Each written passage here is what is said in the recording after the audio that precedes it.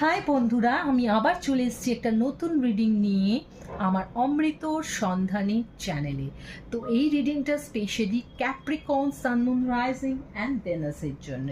তো ক্যাপ্রিকন বন্ধুরা, এটা তোমরা যারা সিঙ্গলস রয়েছো, তোমাদের লাইফে, লাভ লাইফে কী কী ব্লকেজ বা বাধা রয়েছে, চলো সেটা দেখে নিই।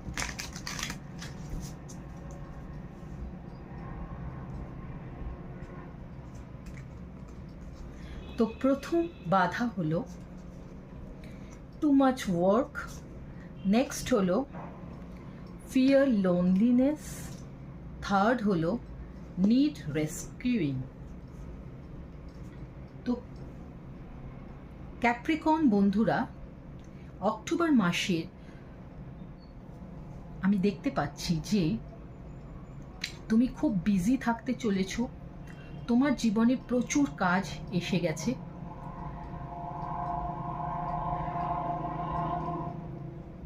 কিন্তু এই জিনিসটাকে এক্সকিউজ করে তুমি তুমি তুমি যদি তোমার পার্টনারের সাথে দেখা করতে না যাও বা পার্টনারকে সময় না দাও, তাহলে কিন্তু সেটা তোমার লাভ লাইফের ক্ষেত্রে একটা বিশাল বিশাল ডিসঅ্যাডভান্টেজ হতে চলেছে।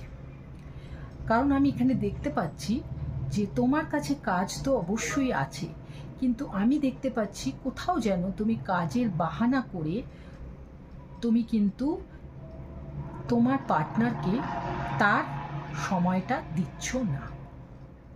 এবং লাভ লাইফটাকে ভালো রাখার জন্যে অবশ্যই সময় দেওয়াটা অত্যন্ত জরুরি। নেক্সট দেখতে পাচ্ছি যে তোমার কনফিডেন্স লেভেলটা অত্যন্ত নিচে নেমে গেছে এবং সেই জন্য তুমি মনে করছো যে তোমার জীবনে কিছু ভালো কিছু হতেই পারে না, তোমার জীবনে কোনো ভালো মানুষ আসতে পারে না, কোনো ভালো প্রেমিক প্রেমিকা, তোমার স্বপ্নের প্রেমিক প্রেমিকা, তোমার পছন্দের প্রেমিক প্রেমিকা তোমার জীবনে আসতেই পারে না, এমন একটা বদ্ধমূল ধারণা কিন্তু তোমার মনের মধ্যে হয়ে গেছে।